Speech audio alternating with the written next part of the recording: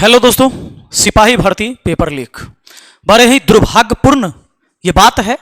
बात इसलिए दुर्भाग्यपूर्ण है कि जब हम लोग बच्चों को पढ़ाते हैं उस टाइम हमेशा ये सिखाते कि भाई मेहनत करो, मेहनत करो, मेहनत करो, खूब मन लगा के पढ़ो, कभी इधर उधर के चक्कर में मत रहना, दलाल के चक्कर में मत रहना।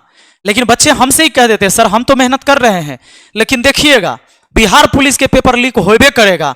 ये हमेशा से होते आ रहा है और ये सर होबे करेगा, क्योंकि कट ऑफ जितना हाई जाता है सर, अगर ऐसे नहीं होगा, पेपर लीक नहीं होगा तो ये सब चीजें नहीं होती है। ये जो आप देख रहे हैं अभी मैं आपको दिखाता हूं, कल की खबर है, आप सबको तो पते है। और ये जो पेपर लीक मामला आया है, ये जो कुछ चीजें दी जा रही हैं कि भाई किनको पकड़ा गया, कहां से कौन कितना पकड़ाया।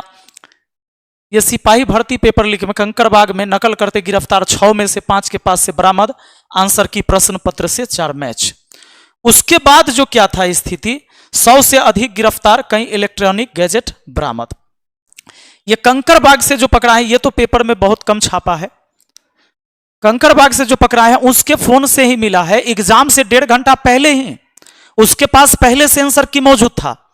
तो मेरा सबसे बड़ा सवाल है कि ये जो 100-150 जो भी पकड़े गए, ये तो पकड़े गए सो पकड़े गए, और जो नहीं पकड़े गए उन्होंने तो बाजी मार ली है इस एग्जाम में। और दूसरी बात, ये जो पकड़े गए ना, ये सब तो छोटका मछली है, लेकिन मेन जो मगरमच्छ है वो तो विभाग में बैठे हुए आदमी ही है। तो किसके सहयोग से, किसकी संलिप्तता से क्वेश्चन लीक होता है, पेपर लीक हो जाता है एग्जाम से पहले, सबसे बड़ा विषय यह है। तो सरकार जो है कभी भी इस चीज के लिए हमेशा कोई कड़ा कदम नहीं उठाई और असफल रही, क्योंकि बिहार पुलिस का पेपर ये पहली बार नहीं है जो लीक हुआ है। मैं धन्यवाद देना चाहूंगा बीपीएससी को, जो इस बार टीचर की जो परीक्षा हुई वो सही हो गया। अभी बीपीएससी का भी जो हुआ पीटी, इसमें भी सही हो गया। पर ये बिहार पुलिस के साथ क्या ग्रह है, और ऐसे कौन राहु केतु बैठे हुए हैं इस विभाग में, जो ना तो कभी विभाग खुलासा करती है उनकी और नहीं सरकार इसके बारे में कभी शोध लेती है।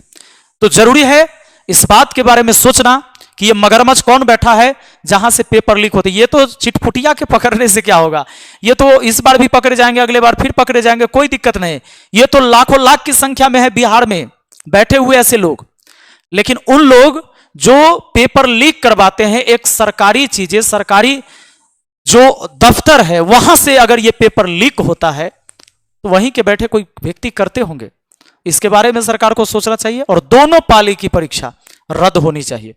अगर दोनों पाली की परीक्षा रद्द नहीं होती है तो निश्चित है कि आप बिहार के छात्रों के साथ खिलवाड़ करेंगे।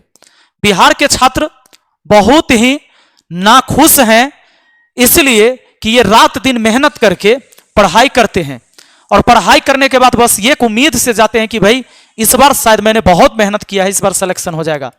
लेकिन ऐसे लोग जो विभाग में बैठे हैं और उनके संलिप्तता से क्वेश्चन खरीद बिक्री होता है और बाकी मेहनत करने वाले बच्चे वंचित हो जाते हैं, तो इस पर सोचने की जरूरत है।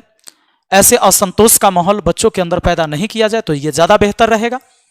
बाकी आगे आप सबको पता ही होगा, जितने भी छात्र इस वीडियो को देख रहे हैं, हम सबका मांग यही है, टीचर हैं, छात्र हैं, सबका मांग है कि भाई ये परीक्षा रद्द हो और परीक्षा को बेहतर तरीके से कराया जाए। भविष्य में ऐसी कोई घटना ना हो, इसके लिए सरकार को कुछ कड़ा कदम उठाना चाहिए और वैसे लोगों की भी धरपकड़ होनी चाहिए।